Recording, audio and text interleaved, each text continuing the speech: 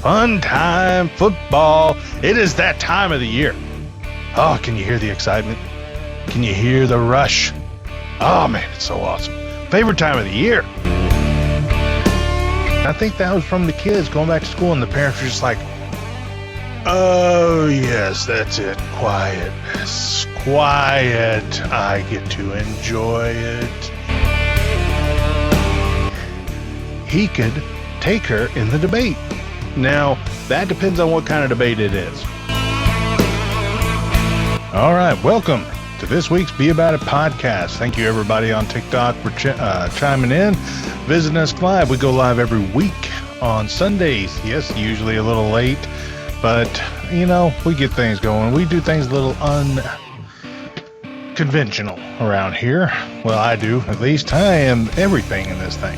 CJ, I do this every week. Hopefully you enjoy. If you have not already, go check out our website, www.beaboutitpodcast.com, and you can follow us on any avenue, Twitter, Facebook, YouTube, and others. As I will get to all that, go to the website, they'll chime in and let you go on that. But it was kind of a boring week. I think it's the back to school week, and it just kind of leveled everybody out, and everybody was so happy to just not do anything at all. All parents, like on Monday, whenever I was at the job that actually pays the bills, not this one yet. I was like, and I was, it was sitting there. It was the laziest, worthless day ever, because, and I think that was from the kids going back to school, and the parents were just like, oh, yes, that's it. Quiet. Quiet. I get to enjoy it. And, for 7 hours, they just sat and probably vegged out. I mean, plain and simple, parents just vegged out, because that's what they do that first day. They have just had 3 months of all the kids, all the yelling, all the everything, all the I'm hungry, all this. So the parents get that first day and it's all quiet, and they don't know what to do. They have no clue. So what do? They just sit down in a quiet room and just like, nothing. No TV, no nothing. If there's a pet there, the pet is probably quiet, sitting down right next to him. That is how much just that one little bit of quiet after that means. So it was kind of a dead boring. And I think that's all parents all over the place, because this was kind of a quiet week. I mean, we had the Trump rally in Pennsylvania, which I'm going to get to in just a second. We had the preseason game 2, which I'm also going to get to the Cowboys on that. But really, there wasn't anything. So I was just like, man, this is kind of the weirdest feeling in the world. But you know what? God bless the parents. You earned that day. I know some parents, I ain't going to mention any names on this, but some parents will actually take that day off, and they say it's to take the kid to school, make sure they're okay. No, it is for them to sit down and go home and, probably take about an 8-hour nap until that kid gets out of school. And then they could just be like, oh, how was your day? Take the pictures, all this good stuff. Yes, my daughter didn't want to take pictures this year. She wanted to take the pictures before we went, because we're not cool anymore. Sorry. Like, we're not the awesomest taking pictures, because there's other kids that could see us, man. Yeah, so she's in that kind of, she's a young preteen little lady. So yeah, she's in that mind frame. So we got to do all that good stuff. I was like, and that first day off, whenever I dropped her off, got to relax and run some errands, got some things done that day. Pick her up, and she's like, oh, it was so fun, so good, so great, yay. I was like, yeah, she's enjoying her new school. So yeah, kids always do though. But as promised, they broadcasted the Trump rally in Pennsylvania on Instagram, and I decided, you know what, it's a slow week, I had nothing, so I got to watch a little bit of it. There was like a couple customers that came in, so I missed a little bits and pieces of it, but this whole thing has really become just like a slap in the face to each runner. I was like, each presidential candidate. All they're doing is bad-mouthing each other. They're not really talking about, hey, how are you going to do this? Kamala's saying, well, I'm going to set regulations on spending and price gouging and all that. No, you're not. You'd be literally the first president in history that did that. That says pretty much, screw you, campaign donors. I'm going to make sure you can't gouge the people that are voting because I want to get elected president. Yeah, you're not going to do that. So tell me some other lies that I might actually believe. Tell me some truth. Weirdness. Tell me some truth out there. You know, I think that's why Trump is so popular, is because he's so bad at politics that he's good. He literally speaks so much honest and off the prompter that people are like, man, he can't be lying. But in all honesty, he's a politician now. So I'm going to say it's about 60-40. You do the math in your own head. But there was a lot of shots at Kamala Harris taken, a lot of shots at Waltz taken. I mean, so there was, I mean, it basically was just a nonstop, she did this. No, she did not do that. I did that. Yes, I did. I did that. It was me, not her, not Biden. He did make a comment that he had planned, and you know, everybody's been thinking about this and reading about it, but he did make a comment that he was prepared. He just spent $100 million because he was getting ready to campaign against Sleepy Joe. And I think Kamala running for president really threw a wrench in that whole campaign.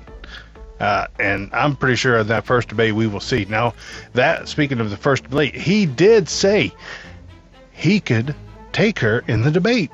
Now, that depends on what kind of debate it is.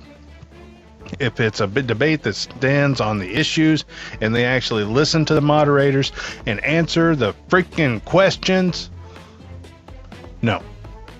I think Kamala has a better politician view. Now, if Trump kind of takes it and brings it down to his level, and it becomes a slap fight right there on live television, he will win, because that is how he beat Hillary. That's how he will beat Kamala, if he is able to get under her skin. Plain and simple. It's strategy, and that's his best strategy.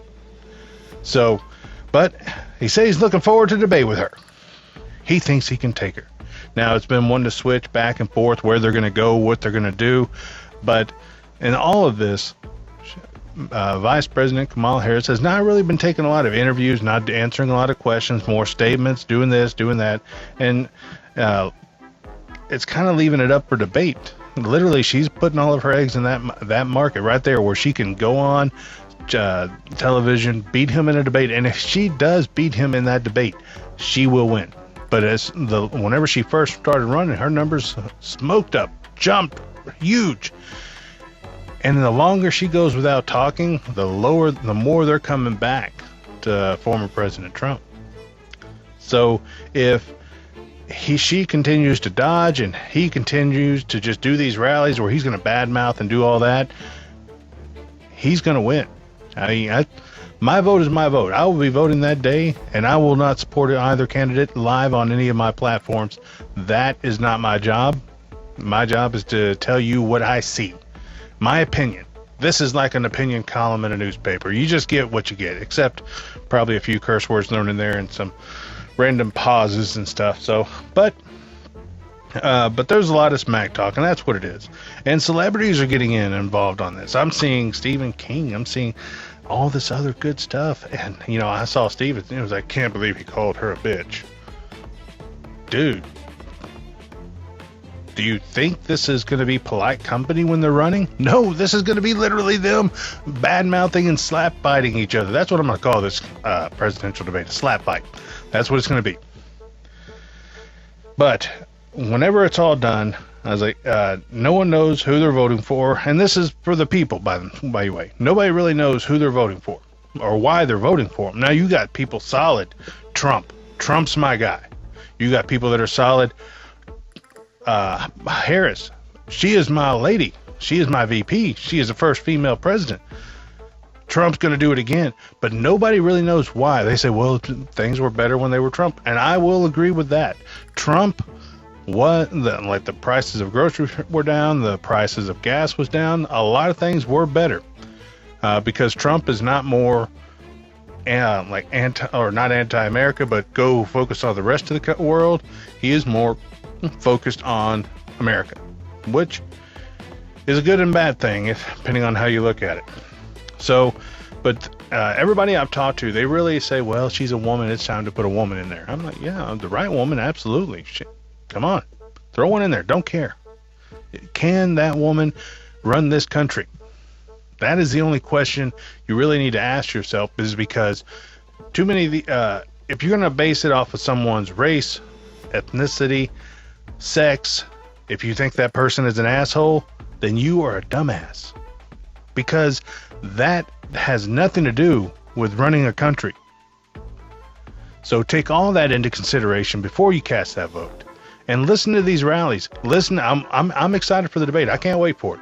I will be on here the day after, and I will be talking, or probably the day of, because I'm going to be ripped on it. That is really where the truth is going to come out. Who's going to win that debate? That's why they're putting it off for so long, because they know that debate is going to declare the winner of this election. Now, there's good on both sides, there's bad on both sides. I encourage everybody, please take your time, listen to what they have to say outside of the the opinions. Listen to what they're going to do for the country, and then make your decision, because that's what's best. I was like, and then vote for whoever you want.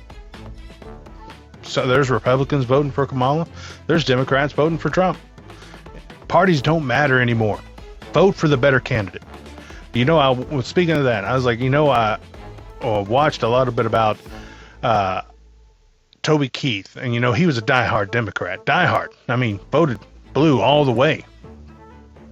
But when, I think it was George W. that came out, that he was like, all right, well, I kind of like this guy more than the other guy, so I'm going to vote Republican. And after a while, he just became an independent, where what he thought was better, who was going to run the country better, is who he voted for. And that's really my mentality on this, is whoever's better, vote for him. Whoever you think is worse, don't vote for that country. This would be a good time. Throw President Camacho from Idiocracy out there. I will write his name in. I was like, hell. I was like, maybe we'll get enough. Terry Crews dressed up as him not too long ago. I would love to see President Camacho at the debate. If nothing else, it'd be amusing. Be great. I will get ratings on that, or they will get ratings.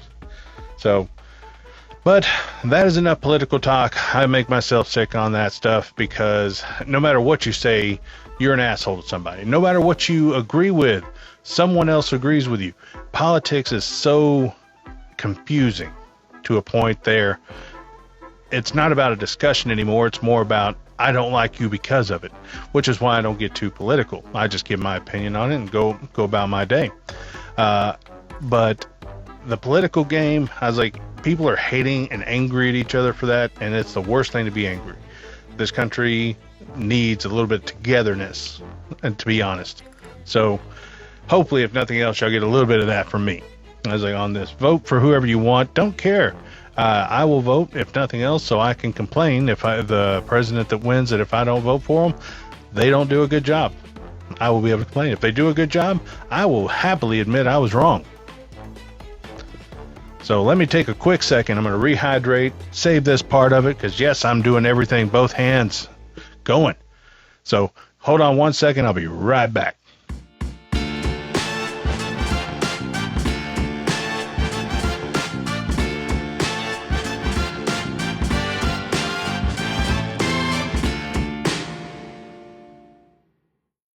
All right, and we are back. Fun time, football. It is that time of the year. Oh, can you hear the excitement? Can you hear the rush? Oh, man, it's so awesome. Favorite time of the year. And with favorite time comes disappointment, because like all Cowboys fans, we get really excited at this time of the year, because this is going to be our year. But I think the majority of the Cowboy fans, like myself, have seen so little out of the Jones family and the Cowboys organization that we have, for the first time as a collective group, might not get our hopes up, because we do not see it that way. They did jack and shit in the off season, the trades, nothing. We really didn't bring anybody that's going to boost this team. So what are we going to really do? We're just going to roll with what we had last year while everybody else got better. Yeah, that's not how you win a championship. But you know what? You do you. You have the $1 billion team, the $10 billion team, so roll with it, Jerry. Now, my little takeaway from Game 2. I thought this from the get-go. I thought we were still going to see a lot of Trey Lance in it, and we did. Got Cooper Rush out there for like one series, and the rest was all Lance time. And that, I had some thoughts on that. Now, he looked considerably better than he did Game 1. He missed a lot less, but he threw a lot less. He went 15 for 23 this time for 151 yards, so still around that same area. But actually got a passing touchdown and a rushing touchdown. So much better outing than he did last week. And for a team that could be, might be, probably won't be better. But I think, overall, I was more impressed watching him this week than I was last. Because what I thought might be going through this is either they're seeing what they have in case Dak does go down, or they are showcasing him in front of the entire NFL so they can work up a trade. Because the trade deadline, we got 8 weeks into that, and if every year someone loses a quarterback. The Jets lost a quarterback, Aaron Rodgers, on play 3 of the first drive. So you're not going to tell me that people don't need a quarterback. So that actually popped into my mind, that if the Jones family is actually putting him out there to build up his value so they can propose a trade later on, like, hey, you need a quarterback? I have one. You saw him in the preseason. He's got good mechanics, got good this. So if Jerry's building up his stats, as building Trey Lance up, because, it's a contract year, as building him up to where, hey, I'm going to trade you to X team because they need a quarterback. You want to play. You're going to go there and play. And do good enough, they might pay you and sign you to a contract. So I think that's kind of where Jerry's leading with this, because I don't think Trey Lance is better than Dak, at least not in this point. He's still years away, lots of playing time.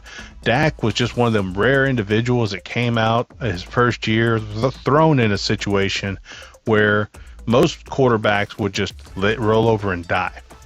And he did not. He thrived on it. Got to the playoffs, lost the first round because, yes, he was still a rookie. But with all that being said, that might be an option that the Jones family... Now, a lot of people are thinking he's doing other things, but I don't think that is one of them. I think that they are really building him up for either one or two things, whether Dak leaving or needing to trade him. That is where I think they're going to go with Trey Lance.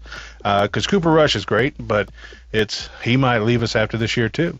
He might want to go play for a team, get a ring. And as a backup, he would.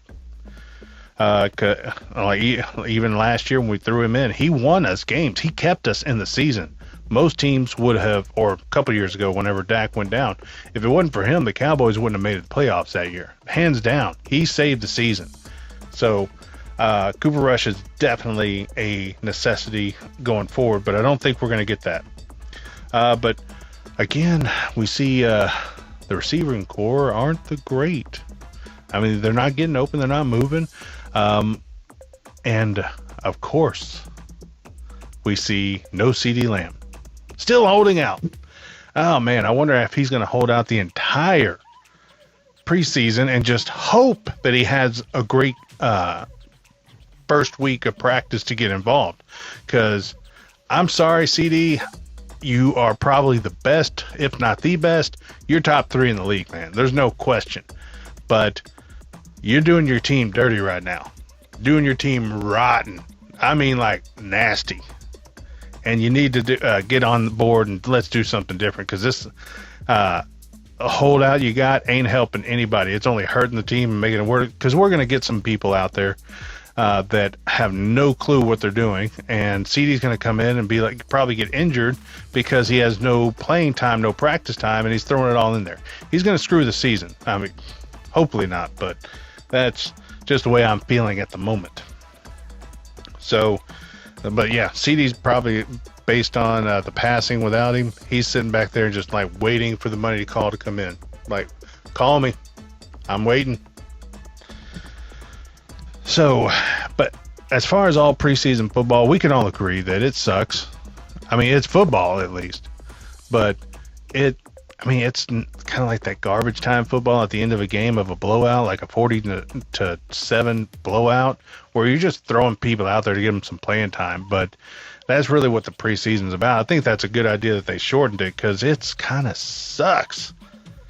So I was just like, not cool, but it's at least football. So I'm going to continue watching. Plus, we have college football coming in full swing. So I'm like, yay, it's at least that magical time. So speaking of football, I did something I haven't done in 5 years. I joined a fantasy football league. Yes, I found one that would actually take me. And I am pumped about it. I had a hell of a draft. I was like, I don't know whether they were new to this, never done it, or what, but man, I ran laps around them. They obviously had no strategy. I did a couple mock drafts, figuring out what's going what. I see a lot of some receivers being taken early, with good reason. But you still need those money makers that can get it. So, I even did something a little shady. I drafted a couple quarterbacks, starters that I don't need. I took up a couple spaces, but somebody's going to want to trade, and they're going to give me what I want for a starting quarterback. It's not the draft isn't just about the same day in one or two of those games. It's about a strategy for the entire season, and you have to plan for the future. You have to plan for one of your people getting hurt, and then guess what? We are going to need something, so we got to have something that someone wants. So fantasy football, you'll probably get me a weekly talk down, and whether I'm angry or happy, you can tell how my team went and how screwed I got for some god-awful reason, or how happy and it went my way. But no, I'm really pumped about it. It's my first time in a long time, but I finally got some extra time to do some things, so I figured, you know what? It's time. Let's see if I can do this. Now, last time I played, I finished second. And it's always left a bad taste in my mouth. I feel I need to win it all, because that was my destiny that year, but I didn't do it. So it bothers me. So I'm coming for everything I can into this league until I win.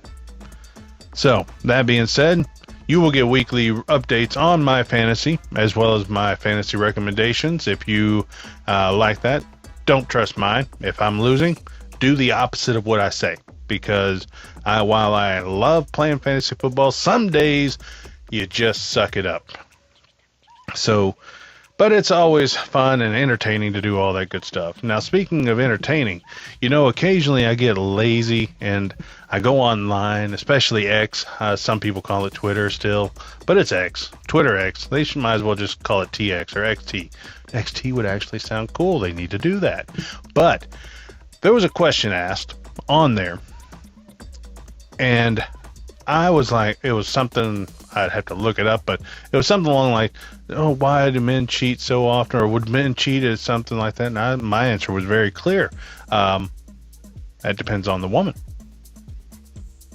Well,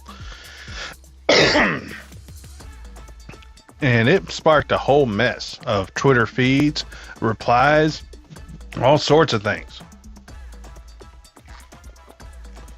I was getting yelled at for 3 days.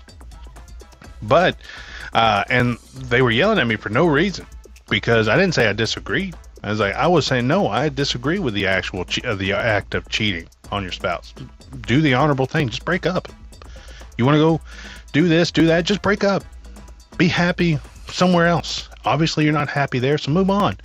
And so that's what I was saying. Now, and it's not just men and women. I mean, both cheat freely. Women probably cheat more than men. They're just smarter than us, so they don't get caught. Hey, just saying it. Take the compliment. Take the compliment. It happens. But no, it was like a back and forth. It was one of the more heated discussions on Twitter X, or XT. I'm going to call it XT now. That I have ever had, because people were genuinely upset, and I agreed with them. I would even agree with them, and then they would still come back at me like, why'd you say that? And I'm like, well, it's the truth. I'm not going to tell you a lie. I'm not going to tell you something to rile you up. I'm answering a simple question. The way I answered the question is the way that they asked it. Now, if they would ask why is the sun or why is the sky blue, I would have said, well, probably because of reflective of the ocean. And you could have said, nah, man, that's just the way God made it. And then we would have gotten into another discussion. So there we go. But, it's all about answering. I was like, I like to get on X, post, tweet out my little thoughts. And it's just the way I like to do things. Now, occasionally I get involved on things like that. Very rarely, but when I do, I make sure it's a topic that's going to either A, enlighten people, or B, piss them off a lot. One of my coworkers at work, he likes to say that I'm trolling people. I'm like, I'm not trolling. I'm trying to enlighten, trying to educate, trying to give them my point of view. I will listen to their point of view. They should at least listen to mine. So after all that, we mix in the middle and get it going. But that being said, it has been a boring week as I started off the podcast saying, so I will finish it in the same manner. There's not enough time. Hopefully there's some celebrities out there that do something stupid. I'm sure Trump's going to do something stupid or say something stupid that I could talk about next week. And we will always have our cowboy recap right before. So I'm going to be scouring it. I think I'm going to have to increase where I'm looking for all this stuff because really kind of a boring week. But that being said, I will end this week with a smile on my face and a podcast in my heart as we finish this out. If you have not been to our website, my website, go to www.beaboutitpodcast.com. Man, I got to break myself from saying we because I sound like a crazy man with multiple personality. But again, that website, www.beaboutitpodcast.com. You can always follow me on Twitter. I'm about to get on Twitch, see how this goes. I was like, that way I can do Twitch and Twitter and TikTok all at the same time. It's going to be great. Looking forward to it. But as I end this week, have a great one. Do some exciting stuff. If you're a parent with a child, have fun this week where your kids at school and enjoy that quiet, sad happiness. Till then, don't talk about it. Be about it. Have a great one, y'all.